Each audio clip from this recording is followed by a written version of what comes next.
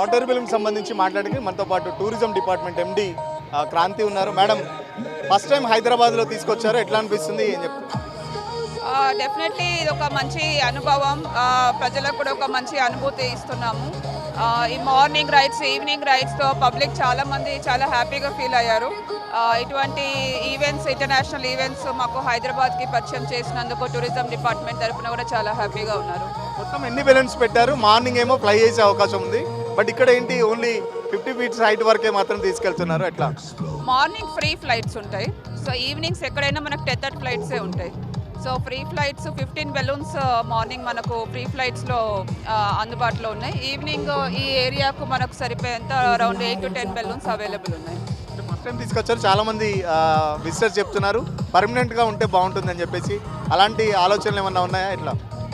అది కూడా ఆలోచిస్తున్నాము, ఎందుకంటే చాలా మంచి రెస్పాన్స్ వచ్చింది పబ్లిక్ నుంచి కూడా. చాలామంది కూడా పర్మనెంట్గా పెడితే రెగ్యులర్గా బాగుంటుంది అంటున్నారు. సో దాని వైపు కూడా మనం ఆలోచిస్తున్నాం. దీనికి సంబంధించి డెవలప్మెంట్ కూడా జరుగుతుందని చెప్తున్నారు. దానికి సంబంధించి ఏమైనా ప్లాన్స్ ఉన్నాయా, ఎట్లా ఉంది డెవలప్మెంట్కి సంబంధించి?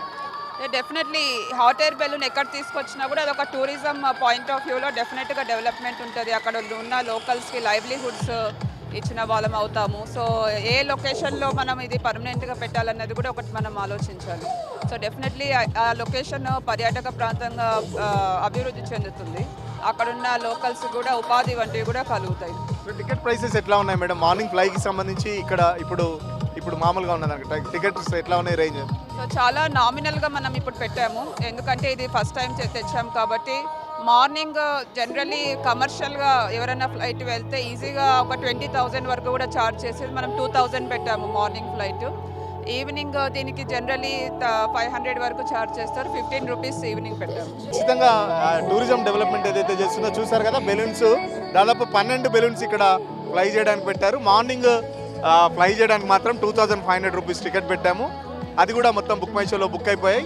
ఈవినింగ్ మాత్రం ఓన్లీ ఫ్లై మాత్రమే, జస్ట్ ఒక 50 to 60 ఫీట్స్ మాత్రమే ఫ్లై అవుతుంది. దీనికి జస్ట్ కేవలం నామినల్ ఫ్రీ 15 రూపీస్ మాత్రమే పెట్టాము. జనాలు చాలా ఎక్సైట్మెంట్ ఫీల్ అవుతున్నారు.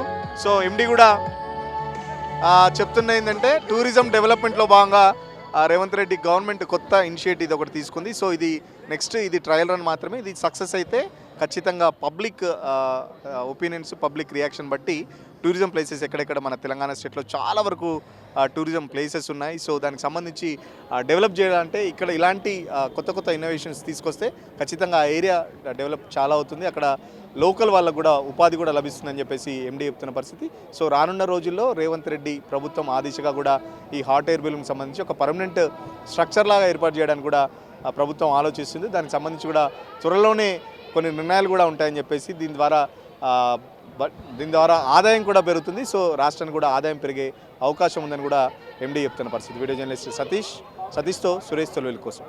అసలైన తొలి వెలుగు. ఫాలో వాట్సాప్ @తొలి వెలుగు అఫీషియల్.